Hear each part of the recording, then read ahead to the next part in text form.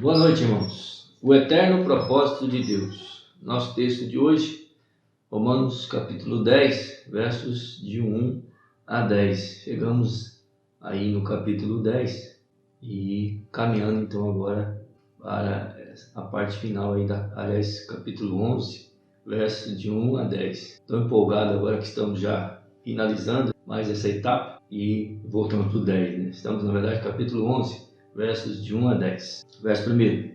Pergunto, pois, terá Deus porventura rejeitado o seu povo? De modo nenhum, porque eu também sou israelita, da descendência de Abraão, da tribo de Benjamim. Deus não rejeitou o seu povo, a quem de antemão conheceu. Ou não sabeis o que a Escritura refere a respeito de Elias, como insta perante Deus contra Israel, dizendo: Senhor, mataram os teus profetas, arrasaram os teus altares, e só eu fiquei, e procuram tirar minha vida. Que disse, porém, a resposta divina? Reservei para mim 7.000 homens, que não dobraram os joelhos diante de Baal. Assim, pois, também agora, no tempo de hoje, sobrevive um remanescente, segundo a eleição da graça. E se é pela graça, já não é pelas obras. Do contrário, a graça não é graça. Que diremos, pois? O que Israel buscava, isso não conseguiu, mas a eleição o alcançou, e os mais foram endurecidos. Como está escrito: Deus lhe deu espírito de entorpecimento, olhos para não ver e ouvidos para não ouvir, até o dia de hoje. E diz Davi: torne-se-lhes a mesa em laço e armadilha, em tropeço e punição. Escureçam-se-lhes os olhos para que não vejam, e fiquem para sempre encurvadas as suas costas. Nos dois capítulos anteriores, vimos a questão do endurecimento dos judeus e de que ela se devia, por um lado, à questão da soberania de Deus, ou seja, os propósitos que Deus está desenrolando na história, e por outro lado, também mostrava essa questão de que, dessa forma, dentro dos propósitos que Deus estava desenrolando, Israel tinha ficado excluído das bênçãos do Evangelho. Por outro lado, a sua ignorância culpava, os recusava ou fazia com que eles recusassem a justiça de Deus. Nos capítulos anteriores, entretanto, Paulo tem em mente os judeus como indivíduos, ou seja, tratando-os como indivíduos, tratando a questão da rejeição, ou seja, eles foram rejeitados como indivíduos e rejeitaram o Senhor como indivíduos. No capítulo 11, o assunto ainda é a questão da rejeição, mas agora ele passa a ver toda a nação, não somente indivíduos, né? Então, ele trata da questão da rejeição de Israel como nação. Assegura-nos que o endurecimento individual dos judeus não significa que Deus tenha rejeitado a Israel em sua totalidade. Deus não poderia fazer isso. Ele fez um pacto, eterno com os progenitores desse povo e os consagrou a si mesmo. Assim, Deus não poderia negar a promessa que fez a si mesmo, porque estaria assim negando a si mesmo. Ele cumprirá a sua promessa. Verso 6 do capítulo 9, Paulo deixa bem claro isso, que ele tem cumprido, como sempre vai cumprir suas promessas. No caso aí, cumpriu a promessa na vida do remanescente. Prova disso o apóstolo apresenta em dois argumentos. Primeiro, o endurecimento de Israel, na verdade, é só algo parcial, Há um remanescente aí. No capítulo 11, nos versos de 1 a 10, ele apresenta essa questão de que não é todo Israel que rejeitou a Cristo, que rejeitou então o Messias, mas sempre há, e Deus sempre tem um remanescente. O segundo fato é que o endurecimento de Israel é empregado por Deus para a salvação dos gentios, ou seja, há um propósito maior em todas as coisas. Deus tem sempre um propósito em todas as coisas. E a questão do endurecimento de Israel tinha esse propósito. Nós vemos que desenrolou o propósito, já que ele veio para os seus o rejeitaram, então todos que creram, ou seja, foi aberto então o evangelho aos gentios, um propósito que Deus já tinha nos seus desígnios e agora se cumprindo então na história.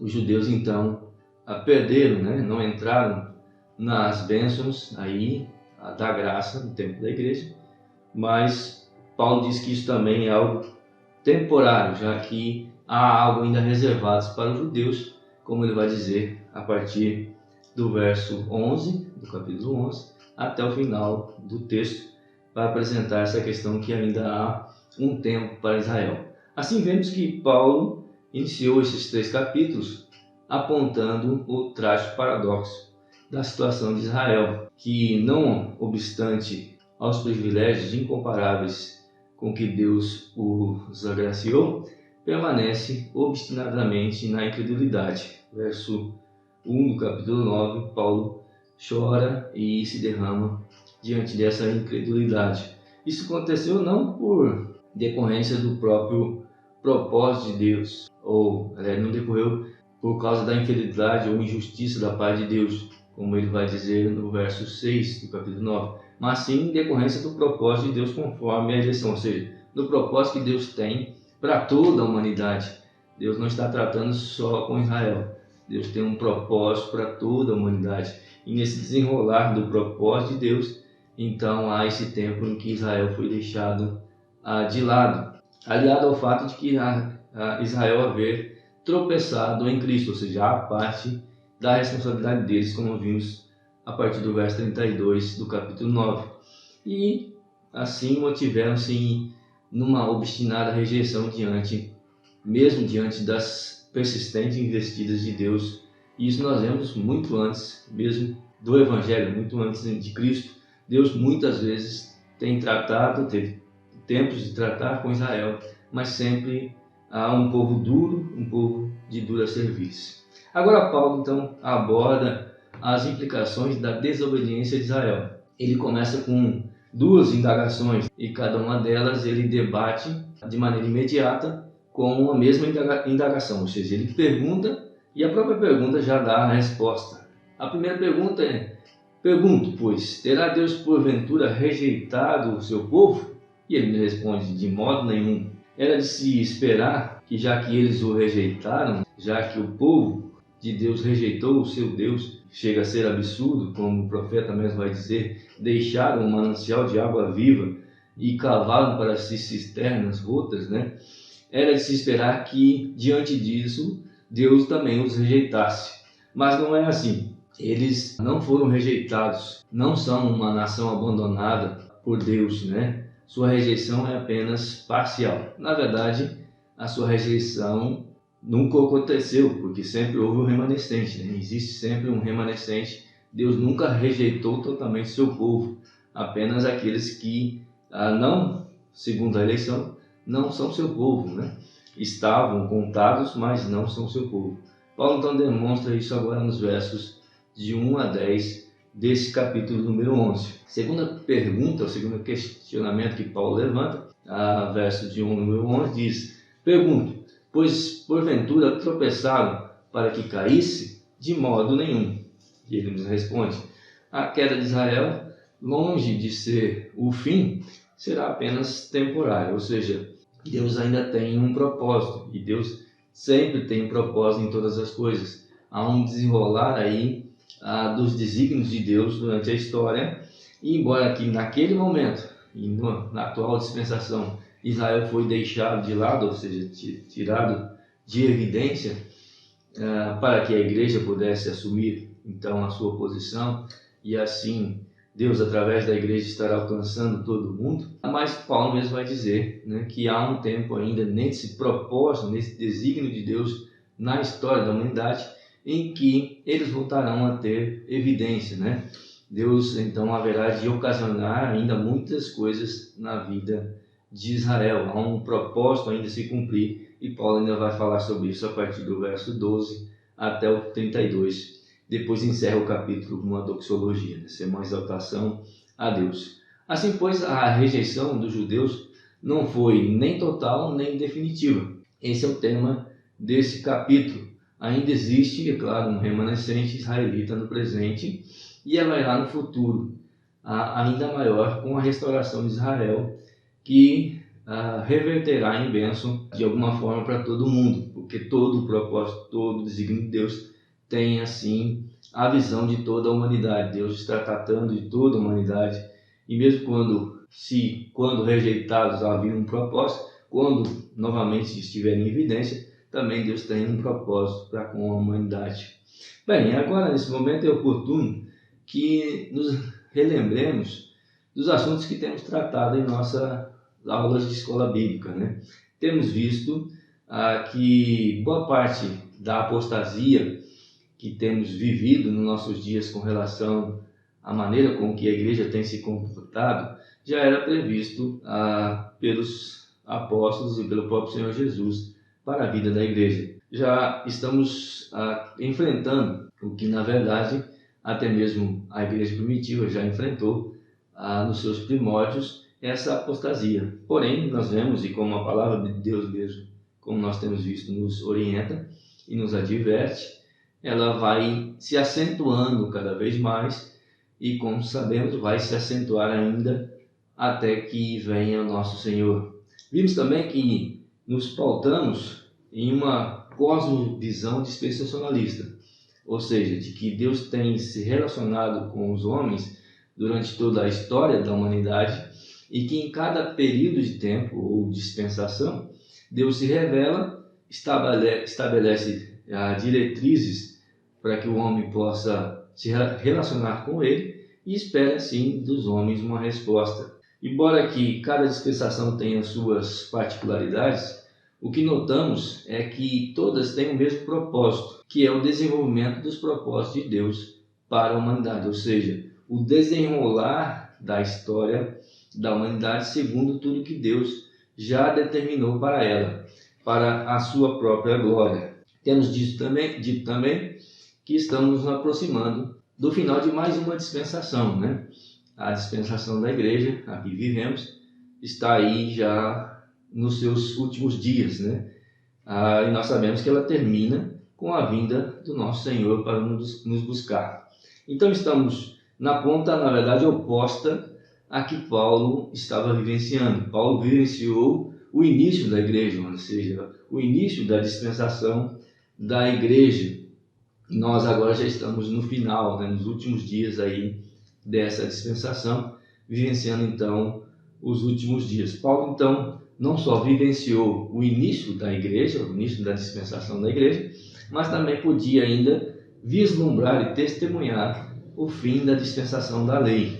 Assim, quando Paulo está agora finalizando toda a sua explicação sobre o Evangelho da Graça, já que a partir do capítulo 12 passa a dar mais coisas práticas para a vida da igreja, mais orientações da vida prática diária para a igreja, ele trata agora o fato de que Israel vivenciou, né, a dispensação passada, diante do fato de que muitos acabaram ficando de fora, como agora também ele está visualizando o fato de eles estarem entrando ainda nessa nova dispensação, que é a dispensação da graça, naqueles dias, e assim também vislumbrando os que estão ficando de fora, os que rejeitam, então, que são colocados à parte.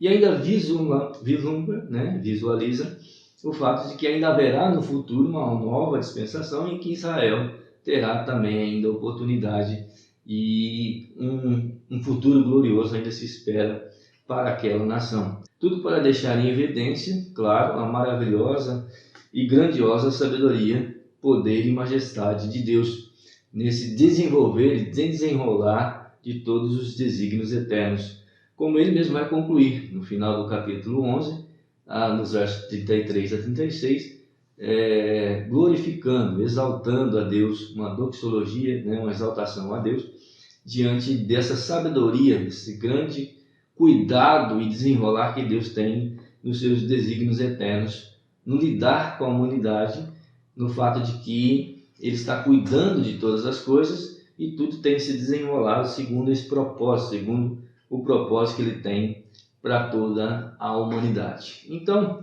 um fato importante, como Paulo vai nos chamar a atenção logo adiante nos versos de 17 a 24, é como nós estamos em nosso tempo, em nosso momento nesse desenrolar dos desígnios de Deus. Como nós nos encontramos dentro do propósito que Deus está realizando. o barco de Deus, né, está navegando. E aí, como estamos? Nós estamos no barco, estamos bem? Como estamos trabalhando? O que estamos realizando? O que estamos fazendo, né? Como está o desenrolar de Deus da humanidade e como estamos desse desenrolar, né? Em que momento estamos da nossa dispensação e como estamos nos comportando, fazendo a parte, claro, se somos, fazendo parte dos remanescentes fiéis, porque Deus sempre tem um remanescente, sempre tem os fiéis, durante todo o desenrolar da história. Sabemos que cada dispensação termina com um juízo, pois sempre o homem tem fracassado diante da incumbência de cuidar das instituições que Deus estabelece na terra. E com a igreja não será diferente, né? O dia da prestação de contas se aproxima. O final da dispensação traz, então, o fato da prestação de conta. Uma grande apostasia marcou o fim da dispensação da lei. E temos caminhado para o mesmo caminho, ou seja, também o que se aguarda na nossa dispensação é essa grande apostasia. E temos caminhado realmente para isso. Guardado, é claro, as devidas diferenças, gostaríamos então de olhar para esse vislumbre que Paulo está tendo ali, do fim da dispensação em que os judeus acabaram ficando de fora, não entraram na nova, da graça, e tentar aplicar para o nosso momento, já que também estamos vivendo esse momento de o fim de mais uma dispensação, e como estamos nesses tempos, como estamos vivendo esse momento. Assim, gostaríamos de aplicar isso à vida da igreja, já que Paulo aqui, no capítulo 11, não está mais tratando individualmente, mas está tratando da nação de Israel, do fato que Israel rejeitou o propósito de Deus para a vida deles naquele momento. E nós, como estamos? Assim como já falamos, então precisamos analisar e talvez tirar aí lições para as nossas vidas.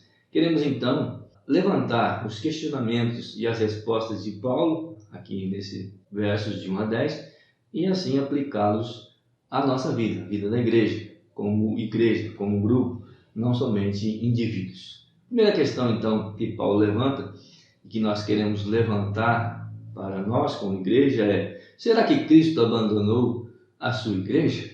Olha o que Paulo diz no verso 1. Pergunto, pois, terá Deus porventura rejeitado seu povo? De modo nenhum, porque eu também sou israelita, da descendência de Abraão, da tribo de Benjamim. Quando olhamos para a igreja primitiva, é notório, né? Nós notamos o cuidado especial e intenso de Cristo com a sua igreja, cuidando de todos os detalhes, enviando seus escolhidos, levantando seus escolhidos de todas as partes do mundo, cuidando da pureza, do testemunho da sua igreja, capacitando seus escolhidos, dando-lhes autoridade, poder para testemunhar, é claro, do seu Senhor. Mas quando olhamos para os nossos dias, parece que dá-nos a entender, ou dá a impressão de que Cristo parece que abandonou sua igreja, né? A apostasia se torna tão grande, muitos dizem cristãos, mas vivem de qualquer maneira, e talvez possamos pensar, dessa maneira: será que Cristo abandonou sua igreja? Bom, a resposta que Paulo dá é a resposta que nós precisamos dar. Nós somos a resposta, né? Paulo vai dizer: eu sou israelita, quer dizer, eu sou judeu. Se eu criei, se eu estou com Cristo, então existe um remanescente. Assim, nós somos os remanescentes.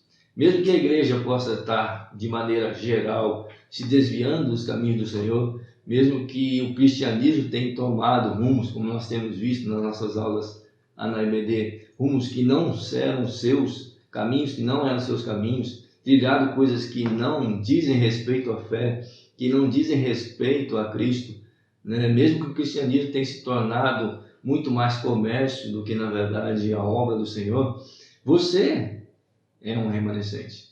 Nós somos remanescentes. Cabe a nós, então, darmos testemunho, sermos aqueles que mantêm, então, o nome da igreja, mantêm a igreja de Cristo, o corpo de Cristo. Nós fazemos parte da igreja de Cristo, nós somos e fazemos parte do corpo de Cristo, somos a prova viva de que Cristo não abandonou a sua igreja, senão teríamos sido abandonados, pois Ele não nos abandonou. O eterno propósito de Deus. O eterno propósito de Deus contou com você, contou conosco. Você sabe disso. Segunda questão que Paulo levanta, ou pelo menos nós levantamos diante das respostas que Paulo vai estar dando, é: você não conhece a Cristo? O texto no capítulo 2, verso A, diz assim, na parte A, só no comecinho do capítulo 2 diz: Deus não rejeitou o seu povo, a quem de antemão conheceu. É prova de que Cristo não abandonou a sua igreja, porque você conhece a Cristo. Nós conhecemos a Cristo. Deus não rejeitou o seu povo, Cristo não rejeitou a sua igreja, Cristo não nos abandonou. Muito pelo contrário, Deus tem providenciado tudo o que é necessário para que pudéssemos ser alcançados pelo seu amor. Nós conhecemos a Cristo porque Ele nos conheceu primeiro, Ele nos amou primeiro, Ele teve esse cuidado de se dar por nós. Se nós hoje conhecemos a Cristo, isso é prova de que Cristo continua cuidando da sua igreja. Cristo ainda tem a sua igreja, ainda tem seus fiéis, ainda tem o remanescente aqui na terra. O eterno propósito de Deus se cumpriu em nós, se cumpre em mim, em você, se cumpre na vida dos eleitos. Terceira questão que nós levantamos, a partir da parte B do versículo 2 até o final do 6, não existe um remanescente? Diz o texto: ou não sabeis o que a Escritura refere a respeito de Elias, como insta perante Deus contra Israel, dizendo: Senhor, mataram os teus profetas, arrasaram os teus altares, e só eu fiquei, e procuram tirar minha vida. Que disse, porém, a resposta divina? Reservei para mim 7.000 homens que não dobraram os joelhos diante de Baal. Assim, pois, também agora, no tempo de hoje, sobrevive um remanescente segundo a eleição da graça. E se é pela graça, já não é pelas obras. Pelo contrário, a graça. Do contrário, a graça não é graça. Você é o remanescente. Nós somos o remanescente. Fomos chamados por Cristo para viver para Cristo, para defender as verdades de Cristo, para trabalhar para Cristo, para sermos achados como servos fiéis. Não caia no erro de Elias, de achar que está sozinho, de que só você está defendendo as verdades do Evangelho, que só você está lutando por Cristo, que os demais já abandonaram a fé, que não há outros que talvez estejam dando suas vidas, estejam dispostos a dar suas vidas por Cristo. Isso não é verdade. Deus tem cuidado dos seus e Deus tem cuidado da sua igreja. Cristo tem cuidado da sua igreja. Cristo tem a igreja dele aqui. E o que nós não podemos fazer é termos esse abatimento de Elias, achar que estamos sozinhos, achar que não tem ninguém para nos ajudar, achar que talvez não tem ninguém que nós precisamos socorrer. Então vivemos uma igreja, somos a igreja de Cristo, somos o corpo de Cristo. Nós estamos aqui para isso, não fomos abandonados, Cristo não nos abandonou. E a prova é essa: Deus sempre tem os seus fiéis, Deus sempre tem o remanescente, os seus, aqueles que Ele escolheu. O eterno propósito de Deus, o eterno propósito de Deus conta com o remanescente para ser a luz e o sal da terra. Quarta questão, já encerrando os versos de 7 a 10. O falso parece que vai vencer? Olha o que diz o texto, capítulo, verso 7. Que diremos, pois? O que Israel buscava, isso não conseguiu, mas a eleição o alcançou, e os mais foram endurecidos. Como está escrito: Deus lhe deu espírito de entorpecimento, olhos para não ver e ouvidos para não ouvir, até o dia de hoje. E diz Davi: torne-se-lhes a mesa em laço e armadilha, e tropeço em punição. Escureçam-se os olhos para que não vejam, e fiquem para sempre encurvadas as suas costas. Não tenha inveja da prosperidade do falso. Eu sei que é difícil muitas vezes ver aqueles que agem impiamente ter prosperidade. E quanto mais na vida da igreja, né? Queremos viver o Evangelho como deve ser vivido, queremos dar nossas vidas por Cristo, queremos viver a verdade, queremos defender a verdade de Cristo. Mas surgem os oportunistas que não estão preocupados com Cristo, não estão preocupados com a igreja de Cristo, não estão querendo dar sua vida por Cristo, muito pelo contrário, querem lucrar com Cristo, querem ter vantagens com Cristo, não estão dispostos a dar suas vidas, porque não são de Cristo, não foram alcançados por Ele, são inimigos de Deus, mas os inimigos Deus os permite nas nossas vidas para nos deixarmos mais atentos, para não nos distrairmos, não para nos derrotar, não para sermos vencidos. Deus então tem permitido que esses se levantam, porque Deus nos escolheu, nos elegeu e pela sua graça nos salvou, mas não fará isso com todos. Nem todos são do Senhor, nem todos são filhos de Deus, como alguns erroneamente afirmam, mas Deus cuida dos seus. Deus tem propósitos na vida dos seus.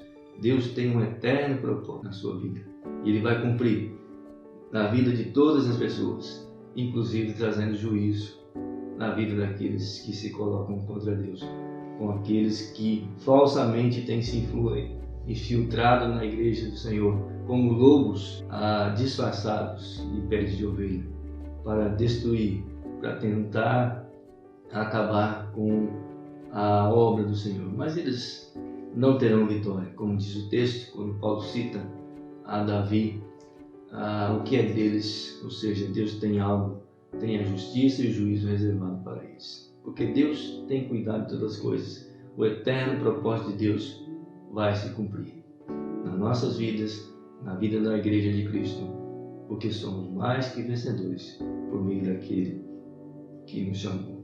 Deus abençoe a todos. Tenhamos uma boa semana.